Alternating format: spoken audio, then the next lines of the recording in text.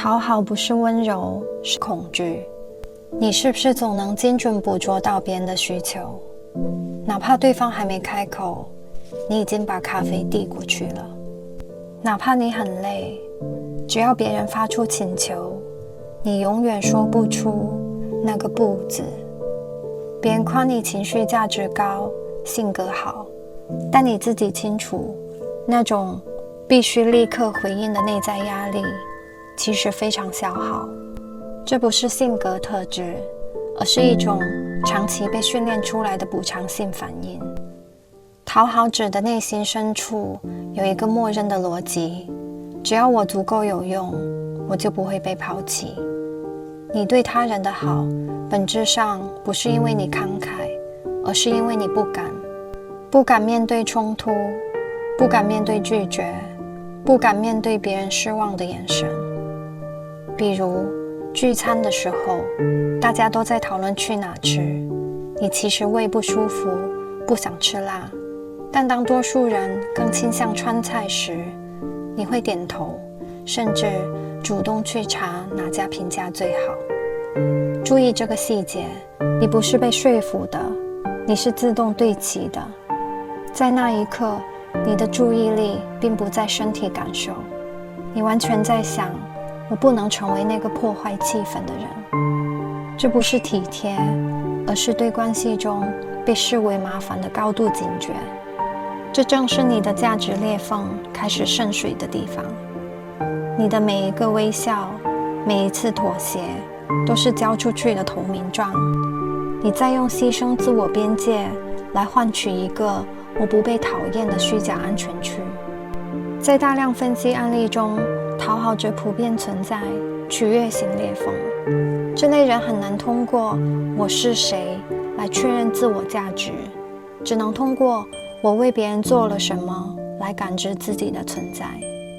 于是你会发展出一种高度敏感的系统。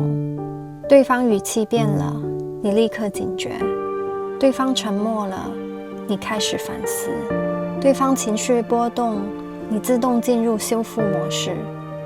你的温柔并非单纯的善意，而是一种防御性的防御反应，通过过度满足来提前消除潜在威胁。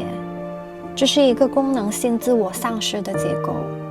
你的自我被不断调整、剪裁，以备更好地相入他人的期待之中。你的价值取决于他人的反馈。你的边界是流动的，甚至是不存在的。在这种结构下，你不是在跟人交往，你是在跟对方的评价交往。只要对方给一个差评，你的自我稳定性就会迅速坍塌。这种结构通常在情绪高压的成长环境下长大。小时候，你必须学会察言观色，才能避开惩罚。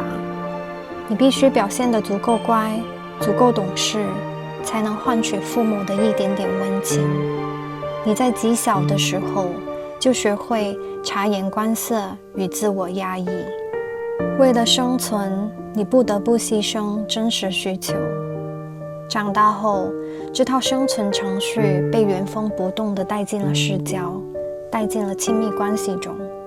你以为自己在爱人，其实你只是在重复早年的逃生策略。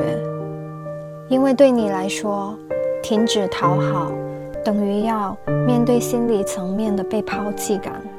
这不是一种情绪，而是一种深度习得的丧失感。你的神经系统早已适应了这种不平等。一旦失去讨好这个机制，你会短暂的不知道关系该如何继续存在。